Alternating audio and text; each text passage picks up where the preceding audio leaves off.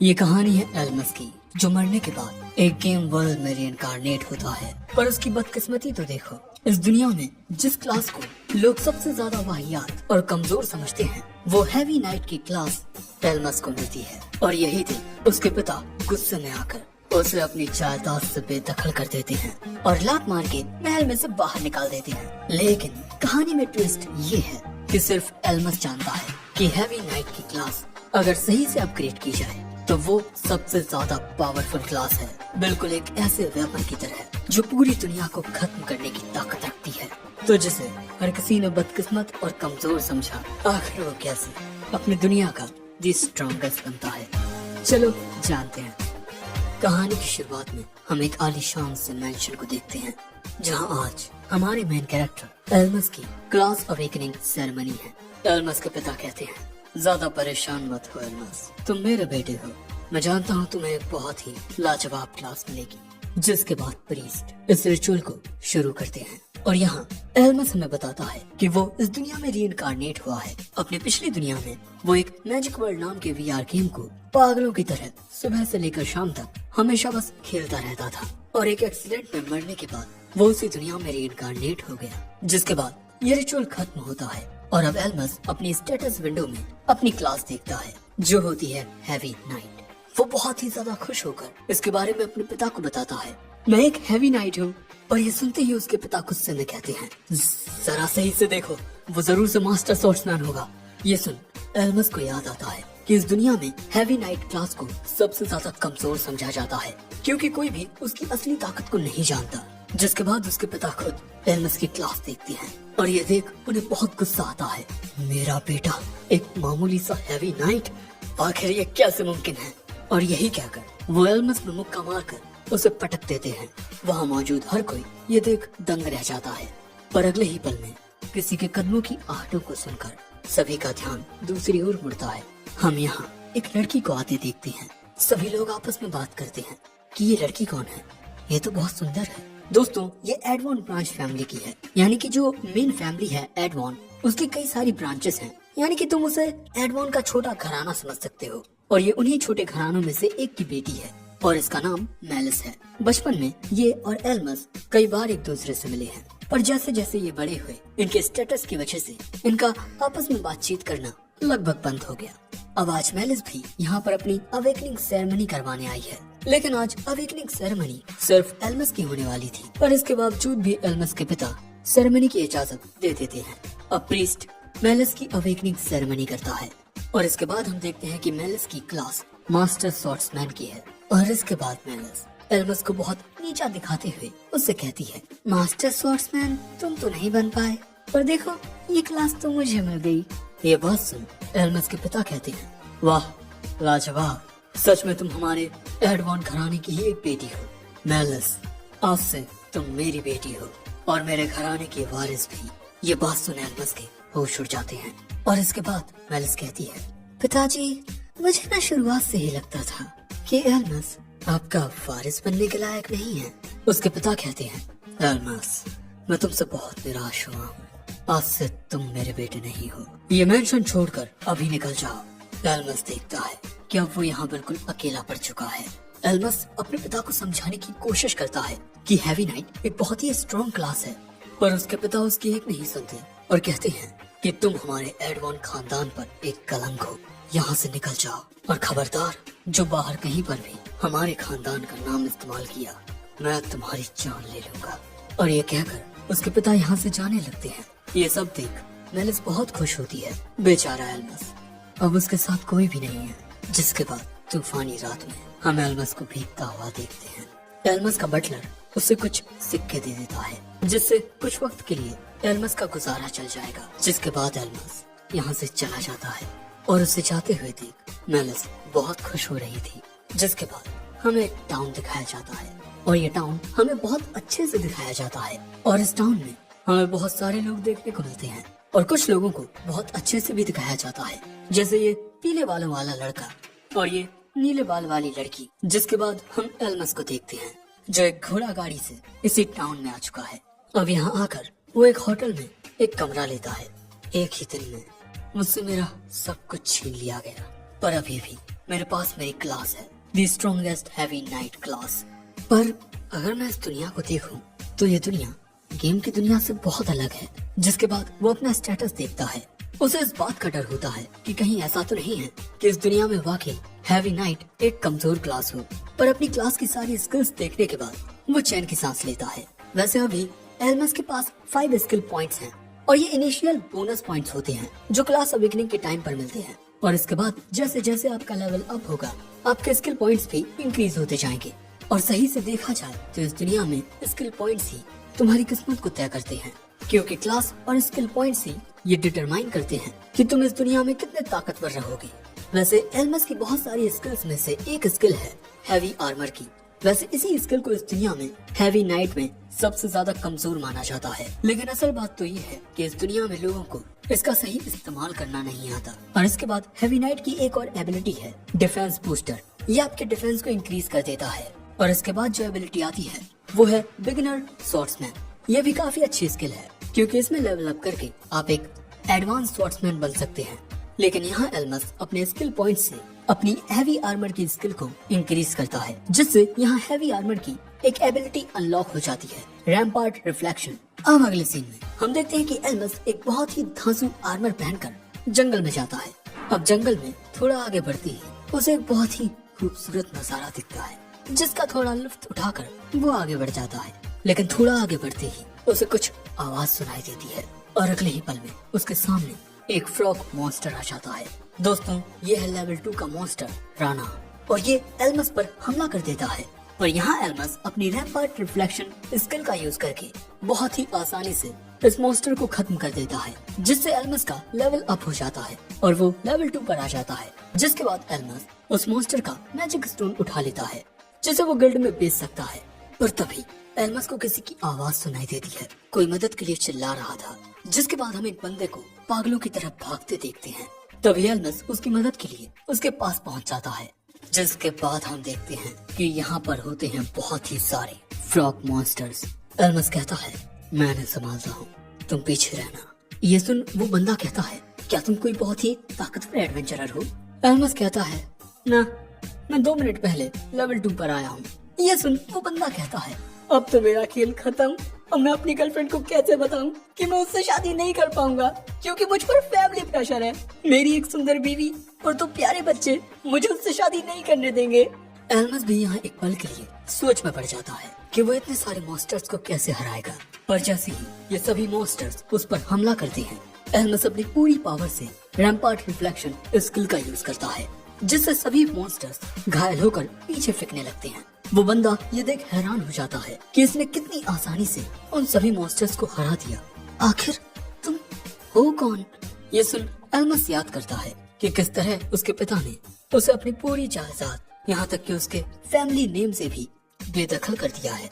इसीलिए अब प्रेजेंट में एल्मस कहता है, मैं हूँ एल्मस द हैवी नाइट। जिसके बाद हम देखते हैं कि वो सारे मॉन्स्टर्स मरने के बाद भाप बनकर उड़ जाते हैं, जिससे एल्मस को मिलते हैं बहुत सारे मैजिक स्टोन्स। साथ ही उसका लेवल अप भी होता है। अब वो लेवल 8 पर पहुंच चुका है।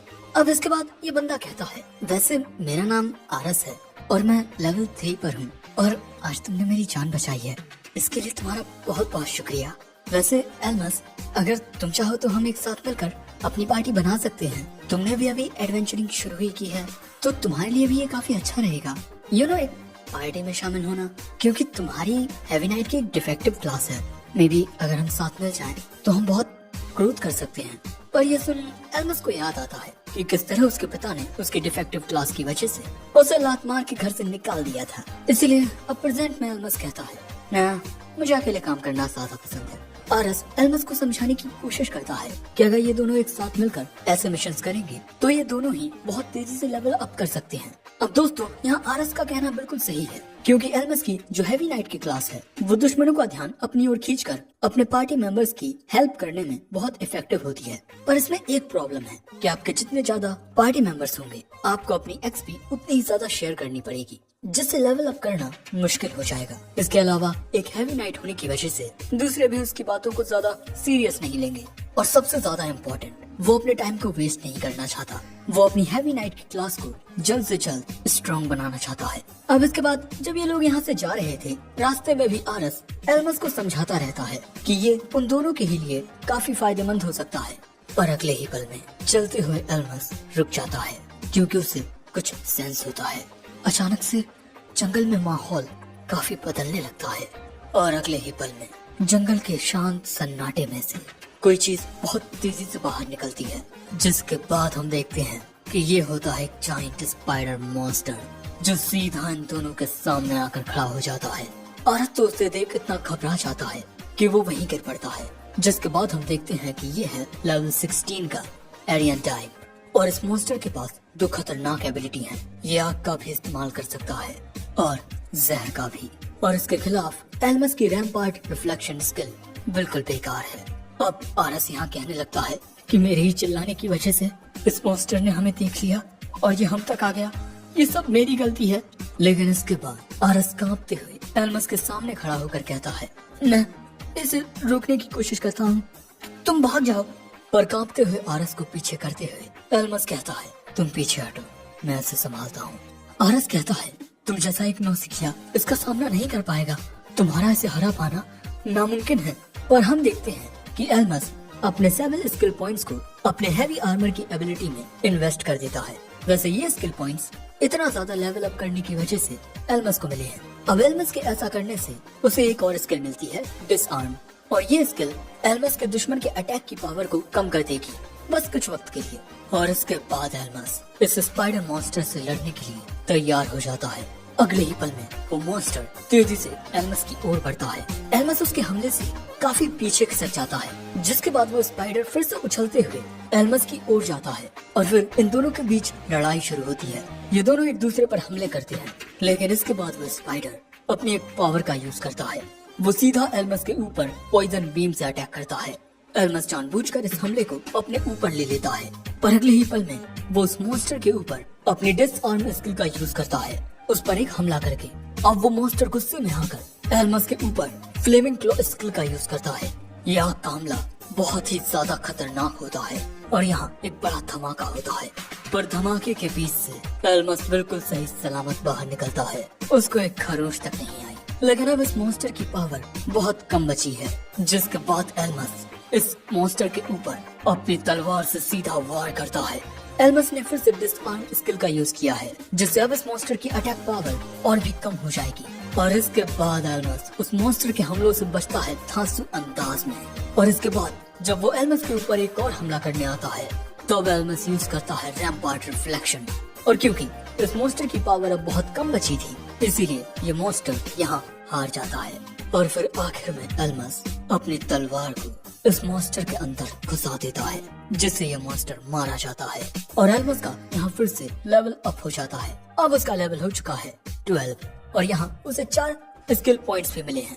और क्योंकि एल्मस की हैवी आर्मर वाली एबिलिटी लेवल 15 की हो गई है, जिससे एल्मस ने पैरी स्किल को अनलॉक कर लिया है और उस मॉन्स्टर से एल्मस को एक बहुत बड़ा मैजिक स्टोन मिला है। अब यही सब देख आरस कहता है, मैं तो बेफिजूल में ही तुम्हारी चिंता कर रहा था, तुम तो सच में बहुत ताकतवर हो। और अब मैं समझ चुका हूँ कि अगर मैं तुम्हारे साथ एक पार्टी बनाऊंगा तो मैं तुम्हारी कुछ खास मदद नहीं कर पाऊंगा। लेकिन इसके बाद हम देखते हैं कि एल्मस की हालत खराब होने लगती है, क्योंकि अब उस स्पाइडर का जहर एल्मस पर अपना असर दिखा रहा है।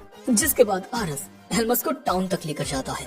अब एल्मस को टाउन में छोड़ने के बाद आरस जाते हुए कहता है कि अगर हम फिर मिले तो हम पक्का दोस्त बनेंगे, ओके?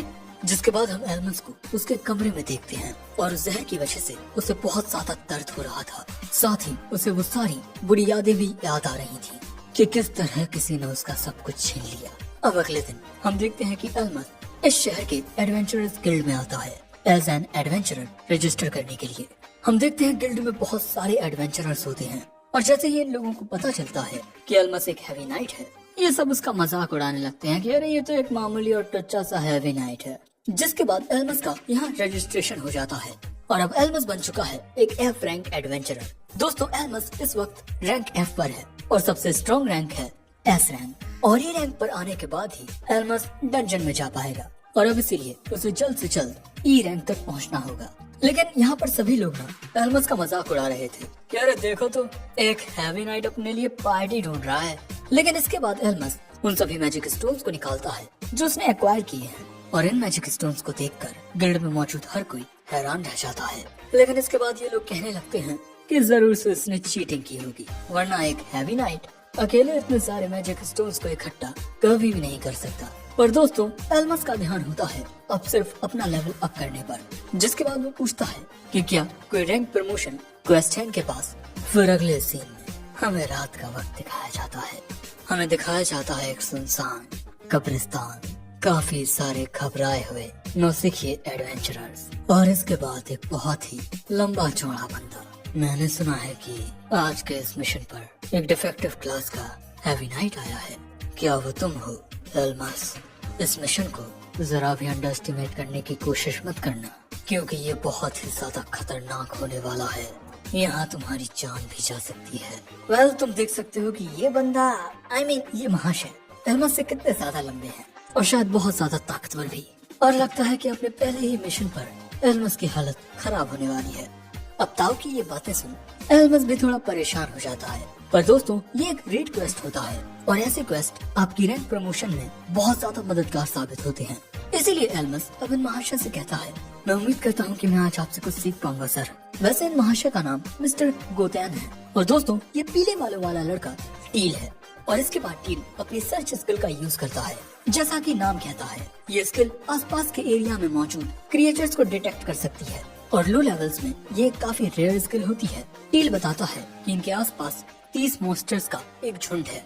जिसके बाद टील कहता है, मिस्टर गोतैन, मैं उम्मीद करता हूँ कि आज के मिशन के बाद वो ई रैंक का प्रमोशन आप मुझे ही देंगे, क्योंकि मुझे नहीं लगता कि यहाँ कोई भी मुझ जितना बेहतर है। खासकर कि ये भले ही इसने एक चमकदार आर्मर पहना हुआ हो, लेकिन आखिर है तो ये एक हैवी नाइट ही। पर उसकी बातें सुन एल्मस कहता है, तुम मेरी क्लास के बारे में भले ही जो भी समझो, पर मुझे मेरी क्लास बहुत पसंद है। ये सुन टील कहता है, जो भी हो, बस हमारे लिए परेशानी खड़ी मत करना। दोस्तों टील एक रेड मेज होता है। रेड मेज बहुत सारे टाइप के स्किल्स को यूज कर सकते हैं, यानी कि वो लगभग हर एक स्किल का यूज तो कर सकते हैं, पर किसी भी एक स्किल को मास्टर नहीं कर सकते। अब इसके बाद मिस्टर गोतैन इन्हें बताते हैं कि इस कब्रिस्तान पर एक गोल्ड हेड मॉन्स्टर राज करता है, और क्योंकि यहाँ मैं इकलौता डी रैंक का एडवेंचरर हूँ, इसलिए उसका सामना मैं करूँगा। और हाँ, तुम सब मेरी लड़ाई से दूर रहना, क्योंकि अगर लड़ाई के वक्त तुम में से कोई मर गया तो उसकी जिम्मेदारी मैं नहीं लूंगा। हमें जानने को मिलता है कि गोल्ड हेड एक लगभग लेवल 30 का मॉन्स्टर होता है। इसके पास कोई अटैक पावर तो नहीं होती, लेकिन ये अपनी दहाड़ से मरे हुए लोगों की लाशों को अपना गुलाम बना सकता है। लेकिन मिस्टर गोतैन लगभग लेवल 40 के हैं, यानी कि इन लोगों के लिए यहाँ जीतना ज्यादा मुश्किल नहीं होगा। पर हम देखते हैं कि यहाँ पर ज्यादातर ये न्यूबीज डरे हुए हैं, और इनके लीडर मिस्टर गोतैन ये अपनी टीम को सही से लीड नहीं कर रहे, यानी कि वाकई ये इनके लिए काफी मुश्किल होने वाला है। अब इसके बाद एल्मस गोतैन से कहता है, मुझे लगता है कि हमें इस मिशन को थोड़ा और अच्छी प्लानिंग के साथ करना चाहिए, वरना हालात यहाँ बस से बदतर हो सकते हैं। गोतैन गुस्से में कहते हैं, क्या तुम यहाँ मुझे ऑर्डर दे रहे हो? एल्मस कहता है, नहीं, मैं बस इसीलिए थोड़ा परेशान हूँ क्योंकि आपके अलावा यहाँ हम सभी नौसिखिए हैं, इसीलिए प्लीज मैं रिक्वेस्ट करता हूँ कि आप हमें मोर क्लियरली इंस्ट्रक्शंस दें। लेकिन तभी टील आगे आकर कहता है, तुम्हें सभी को अपने जैसा कमजोर नहीं समझना चाहिए, क्योंकि मुझे लगता है कि सिर्फ तुम जैसा एक डिफेक्टिव क्लास वाला ही यहाँ इन कमजोर अनडेड से डरता होगा। मिस्टर गोतैन, मुझे नहीं लगता कि हमें आपके इंस्ट्रक्शंस की कुछ ज्यादा जरूरत होगी, हम सब संभाल लेंगे। पर इसके बाद जमीन के अंदर से वो अनडेड बाहर निकलते हैं, जिन्हें वो गोल हेड कंट्रोल कर रहा है, और ये अनडेड नंबर्स में बहुत ज्यादा होते हैं। और इतने सारे अनडेड्स को देखकर अब टील की फट जाती है, जिसके बाद एल्मस लड़ने के लिए अपनी तलवार निकाल लेता है, और तभी वो गोल हेड भी सबके सामने आता है। ये तो आलू जैसा लग रहा है यार। वैसे इससे लड़ने के लिए गोतैन भी तैयार हो जाते हैं। अब टील तो यहाँ इतना ज्यादा डर जाता है कि वो वहीं गिर पड़ता है, पर मिस्टर गोतैन कहते हैं कि टील मेरे साथ चलो और मेरे सामने आने वाले इन सभी अनडेड्स को मेरे रास्ते से हटाते जाना। अब इसके बाद एल्मस बाकी सबसे कहता है, चलो इन अनडेड मॉन्स्टर्स का सामना करते हैं। और हम देखते हैं कि बाकी सब इन अनडेड्स को देखकर ही बहुत ज्यादा घबरा गए हैं, और आखिर ऐसा हो भी क्यों ना, क्योंकि ये सभी नौसिखिए हैं। इन्होंने आज से पहले कभी भी इतने सारे मॉन्स्टर्स का सामना नहीं किया है, और लीडर से प्रॉपर इंस्ट्रक्शंस के बिना ये सभी नौसिखिए आखिर कर ही क्या सकते हैं। सो एल्मस इन्हें समझाता है कि 3-3 के ग्रुप में बच जाओ और एक दूसरे पर हमला करने आए अनडेड्स का सामना करो। अगर हम एक साथ मिलकर लड़ेंगे तो इन अनडेड से जीत सकते हैं। एल्मस की बात सुन ये सभी थोड़ी हिम्मत दिखाते हैं, लेकिन तभी इनके पीछे कुछ अनडेड आ जाते हैं। एल्मस तेजी से जाकर पैरी स्किल से उन अनडेड को पीछे फेंक देता है और इसके बाद वो बाकी के अनडेड्स को बहुत तेजी से खत्म कर देता है। एल्मस की रफ्तार काफी ज्यादा तेज थी, लेकिन इसके बाद जब उसके ऊपर एक साथ बहुत सारे अनडेड हमला करने आते हैं तब एल्मस रैम्पार्ट रिफ्लेक्शन का यूज करके उन सभी को बहुत दूर फेंक देता है। अब यहाँ एल्मस की काबिलियत देख ये सभी तंग रह जाते हैं और सोच में पड़ जाते हैं कि एक हैवी नाइट इतना ज्यादा ताकतवर कैसे हो सकता है। वैसे एल्मस जितने भी अनडेड को मार रहा था वो सभी गायब होते जा रहे थे। अब यहाँ एल्मस का छोटा सा लेवल अप भी हो जाता है। तुम खुद देख सकते हो कि एल्मस ने अकेले ही कितने सारे अनडेड्स को मार दिया है। अब सभी लोग यहाँ बहुत हैरान थे कि अकेला उनसे कैसे लड़ पा रहा है। अब मुझे तो उन अनडेड से ज्यादा इससे डर लग रहा है। नेक्स्ट सीन में हम देखते हैं कि अब ये सभी अनडेड्स का सामना कर रहे हैं और इन सभी ने एक साथ मिलकर यहाँ मौजूद लगभग सारे अनडेड्स को खत्म कर दिया है। जिसके बाद ये लोग कहते हैं कि क्या हमें मिस्टर गोतेन की मदद के लिए चलना चाहिए। एल्मस कहता है गोलहेड हमसे बहुत ज्यादा ताकतवर है, मिस्टर गोतेन को ही उसका सामना करने दो, वो उसे अकेले हरा सकते हैं। दूसरी ओर हम देखते हैं कि उस गोलहेड और मिस्टर गोतेन की फाइट चल रही है और यहाँ पर मिस्टर गोतेन गोलहेड पर भारी पड़ रहे हैं। वो उसके हमलों से बचकर उसे काफी दूर पटक दे रहे हैं। अब खुद को हारता हुआ देख गोलहेड हारता है। उसकी दहाड़ से कुछ अनडेड आकर मिस्टर गोतेन को पकड़ लेते हैं, पर बहुत ही आसानी से मिस्टर गोतेन खुद को छुड़ा लेते हैं और कहते हैं टील इन अनडेड्स को मेरे सामने से हटाओ। और टील की तो फटी पड़ी थी, साथ ही उसके साथी की भी। अब जैसे ही पल भर के लिए मिस्टर गोतेन का ध्यान भटकता है वो मॉन्स्टर उन पर हमला कर देता है, पर उसके हमले से बचकर मिस्टर गोतेन उस पर एक काफी पावरफुल अटैक करते हैं, जिससे वो मॉन्स्टर दर्द के मारे तड़पने लगता है और अब उस मॉन्स्टर की पावर भी बहुत कम बची है। देखकर लगता है कि अब ये लोग बहुत ही आसानी से अपना मिशन पूरा कर लेंगे, पर तभी काफी सारे अनडेड आकर मिस्टर गोतेन को घेरने लगते हैं और इसी बीच वो गोलहेड अनडेड्स को उठाकर उन्हें खाने लगता है। वो वहाँ मौजूद हर एक अनडेड को खा रहा था और उसके ऐसा करने से उसके सारे जख्म ठीक होने लगते हैं, उसकी ताकत फिर से रिस्टोर होने लगती है। ये सब देख एल्मस भी थोड़ा हैरान रह जाता है कि यहाँ कुछ गड़बड़ है और अगले ही पल में पूरी तरह से ठीक होकर वो गोलहेड बहुत जोर से दहाड़ता है। हम देखते हैं कि मिस्टर गोतेन फिर से उस पर हमला करने जाते हैं। एल्मस उन्हें रोकता है, पर तब तक बहुत देर हो चुकी थी। जिसके बाद हम देखते हैं कि उस मॉन्स्टर से एक अजीब सी ताकत निकलने लगती है। ये बहुत ही ज्यादा खतरनाक डार्क एनर्जी होती है। उस गोलहेड की पूरी बॉडी मस्कुलर होने लगती है। हम देखते हैं कि यहाँ उस गोलहेड का इवोल्यूशन हो जाता है और अब ये गोलहेड इवोल्यूशन होने के बाद लेवल अप करके बन गया है मैड हेडर और अब इसका लेवल भी 40 का हो चुका है। और यही देख अब यहाँ मौजूद हर कोई परेशान हो जाता है, क्योंकि अब इस मॉन्स्टर को हराना आसान नहीं होगा। इसके बाद हमें जानने को मिलता है कि मॉन्स्टर्स का एवोल्यूशन होना ये कोई आम बात नहीं है, ये बहुत ही ज्यादा रेयर इवेंट होता है और ऐसा सिर्फ तभी मुमकिन है जब बहुत सारी सर्टेन कंडीशंस एक साथ मिलती हैं, तभी जाकर एक मॉन्स्टर किसी दूसरी स्पीशीज में इवॉल्व हो पाता है। और किसी मॉन्स्टर के एवोल्यूशन की कंडीशंस क्या हैं किसी को कुछ पता नहीं। इसके बाद वो मॉन्स्टर गोतेन के ऊपर एक डायरेक्ट अटैक करता है। गोतेन को उस हमले का सामना करने में बहुत दिक्कत आती है। टील पॉल जो कि मिस्टर गोतेन का साथ देने आए थे वो यहाँ बहुत ज्यादा डरे हुए हैं। इसके बाद वो मॉन्स्टर एक और अटैक करता है, जिससे मिस्टर गोतेन बहुत ज्यादा इंजर्ड होकर बहुत दूर जाकर गिरते हैं और उस मॉन्स्टर के पिछले अटैक की वजह से अब ये पैरालाइज हो चुके हैं। जिसके बाद वो मॉन्स्टर अपने अगले हमले से गोतेन को खत्म करने ही वाला था कि तभी बीच में आता है एल्मस और वो उस हमले को जैसे न तैसे झेल जाता है। जिसके बाद वो टील और पॉल से कहता है कि वो दोनों मिस्टर गोतेन को यहाँ से ले जाएं और उन्हें हील करें, पर टील बताता है कि उसके पास पैरालिसिस हील करने का कोई स्पेल नहीं है। सो एल्मस कहता है बेवकूफ, चलो सबसे पहले मिस्टर गोतेन को किसी सेफ जगह पर लेकर जाओ। जिसके बाद टील मिस्टर गोतेन को हील करने की कोशिश करने लगता है। वैसे इनका पैरालिसिस खत्म होने में 3 से 5 मिनट लगेंगे।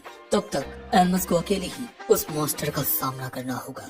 अब कुछ लोग तो यहाँ इतने डर जाते हैं कि वो यहाँ से भागने लगते हैं। एल्मस सोचता है कि यही सही रहेगा, क्योंकि बाकी सब इस मॉन्स्टर के सामने कुछ सेकंड भी नहीं टिक पाएंगे। एल्मस का इससे अकेले लड़ना ही सबसे बेस्ट रहेगा। पर दोस्तों सिर्फ इस मॉन्स्टर के दहाड़ने की वजह से ही एल्मस को एक प्रेशर फील होता है।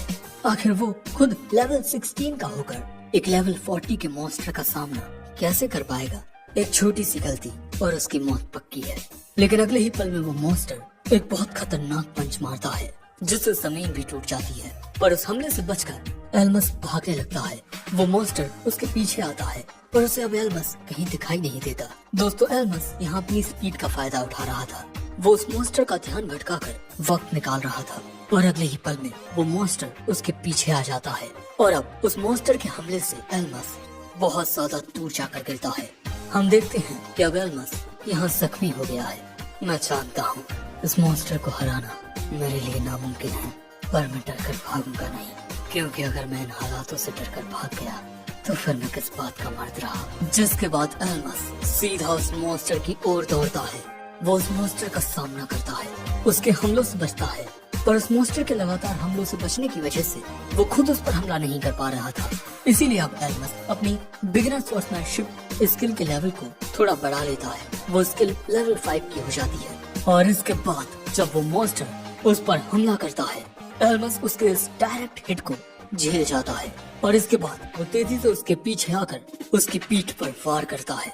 और एल्मस के ऐसा करने की वजह से अब ये मॉन्स्टर और भी ज्यादा गुस्से में आ जाता है और यही देख वहाँ मौजूद सभी लोग और भी ज्यादा घबरा जाते हैं। वो मॉन्स्टर लगातार एल्मस पर कई हमले करता है और उसके हर एक हमले से एल्मस बचता है और कहता है कि लड़ाई में मजा तो अब आएगा, लेकिन मेरा काम यहीं खत्म होता है। और अगले ही पल में उस मॉन्स्टर के पीछे आते हैं गोतेन, जो उस मॉन्स्टर पर डायरेक्ट एक बहुत ज्यादा पावरफुल अटैक करते हैं और सीधा सिर पर लगने की वजह से ये हमला अपना असर दिखाता है और वो मॉन्स्टर यहीं मारा जाता है।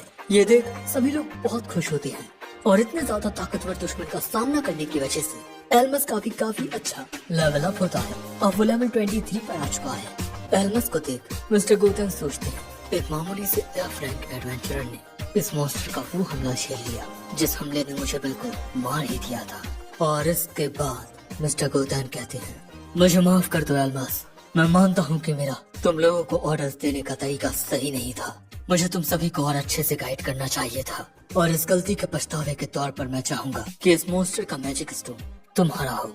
एल्मस पूछता है क्या आपको इससे कोई दिक्कत नहीं होगी, क्योंकि लेवल 40 के मॉन्स्टर का मैजिक स्टोन बहुत ज्यादा कीमती होता है।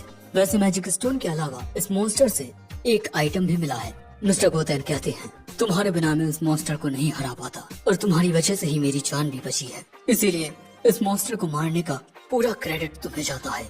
और इसके बाद हम उस आइटम को देखते हैं जो इन्हें उस मॉन्स्टर से मिला है, डीमंस रेज शील्ड, और इसकी कीमत लगभग 3 मिलियन गोल्ड कॉइन्स है। एल्मस सोचता है कि ये शील्ड उसके बहुत काम आ सकती है, क्योंकि ये शील्ड बहुत ज्यादा पावरफुल अटैक को भी आसानी से रोक सकती है। अब इसके बाद मिस्टर गोतेन कहते हैं एल्मस मैं गिल्ड से कहूंगा कि वो तुम्हें प्रमोट कर दें, क्योंकि तुम बहुत ही होनहार हो। तुम जानते हो तुम्हारे हैवी नाइट होने की वजह से गिल्ड ने मुझसे कहा था कि शायद से तुम इस मिशन पर चीटिंग करोगे, पर वो सब गलत थे। तुम वाकई बहुत काबिल हो, मैं तुमसे बहुत खुश हूँ। तभी टील यहाँ आकर कहता है वो मिस्टर गोतेन क्या आप मेरा भी प्रमोशन कर सकते हैं? मैंने ही आपको हील किया था, आपको याद है ना? और मिस्टर गोतेन कहते हैं तुम में हिम्मत और समझ दोनों की बहुत कमी है। पहले अपनी इन खामियों को दूर करो, फिर तुम्हारे प्रमोशन के बारे में मैं सोचूंगा। अब भैया टील को एल्मस से यहाँ बहुत जलन होती है, पर एल्मस के लिए तो ये एक नई शुरुआत है। जिसके बाद ये कैमरा एंगल बहुत ही खूबसूरती के साथ इस शहर को दिखाता हुआ हमें गिल्ड तक लेकर जाता है। गिल्ड में हम देखते हैं कि बहुत सारे लोग हैं। अरे वही लोग जो पहले थे यार। अब यहाँ इस मिशन को कंप्लीट करने के लिए इन्हें 1,30,000 गोल्ड कॉइन्स मिलते हैं और उन सभी मैजिक स्टोन्स के लिए जो इन्हें अनडेड को हराने पर मिले इन्हें मिलते हैं 2 लाख गोल्ड कॉइन्स। और उस गोल हेड के मैड हेडर में इवॉल्व होने के बाद वाले मैजिक स्टोन के लिए आपको मिलते हैं 6 लाख गोल्ड कॉइन्स। मिस्टर गोतेन कहते हैं तुमने इस बार मुझसे ज्यादा कमाया है। और बाकी जो लोग थे ना वो यहाँ पर बड़े हक्के पक्के थे। सभी लोग बातें करने लगते हैं कि अरे ये तो बस एक हैवी नाइट है, ये इतना ताकतवर नहीं हो सकता, जरूर से इसने कोई ट्रिक का यूज किया होगा। लेकिन उनकी बातें से मिस्टर गोतेन गुस्से में आकर कहते हैं तुम लोग एल्मस पर शक कर रहे हो, यानी कि जिसे मैंने प्रमोट किया उस पर, यानी कि ये मेरी इंसल्ट है। कौन है वो जो मेरी इंसल्ट करने की जरूरत कर रहा है। मिस्टर गोतेन को अब ऐसे देख गिल्ड में मौजूद कोई भी कुछ नहीं कह पाता। इसके बाद एल्मस मिस्टर गोतेन से टाटा बाय बाय करता है। और दोस्तों अब एल्मस रैंक ई पर आ चुका है, लेकिन इसके बाद वो सोच रहा था कि ई रैंक पर आने के बाद अब वो डंजन में अंदर जा सकता है, पर उसकी जो रैम्पार्ट रिफ्लेक्शन स्किल है वो सिर्फ उससे कमजोर दुश्मनों पर ही काम करती है। जो ताकतवर दुश्मन होंगे उन पर उस स्किल का कोई असर नहीं होगा। लगता है मुझे उसकी जरूरत पड़ेगी। दोस्तों ये एक इंसैनिटी स्किल बुक है और इसका नाम है अ फैंग ऑफ स्मोल्डरिंग। और ये किताबें बहुत कीमती होती हैं, लेकिन एल्मस उसे ढूंढ कर रहेगा क्योंकि ये दोनों skills oath of heavy armour and fang of smouldering insanity ये दोनों एक साथ मिलकर हैवी नाइट क्लास को कंप्लीट करती हैं। और एक कंप्लीट हैवी नाइट सिर्फ डिफेंसिव स्पेशलिस्ट नहीं होता, बल्कि वो ऑफेंसिव स्पेशलिस्ट भी बन जाता है। सरल शब्दों में कहा जाए तो एक जीता जागता इंसानी न्यूक्लियर वेपन। तो क्या लगता है, क्या एल्मस उस अनोखी किताब को ढूंढ पाएगा? क्या वो उन सभी को गलत साबित कर पाएगा जिन्होंने उसके साथ गलत किया? और क्या वो अपने इस पूरे सफर में अकेला ही रहेगा? ये सारे सवालों के जवाब जानने हैं तो इस वीडियो को लाइक करके हाइप कर देना, साथ ही पार्ट 2 कमेंट भी कर देना। मैं ट्राई करूंगा जल्द से जल्द इसका नेक्स्ट पार्ट लाने का। वैसे यहाँ इसके अलावा भी काफी वीडियोस आएंगे और अब मैं ये बोल कर नहीं करके दिखाऊंगा। साइड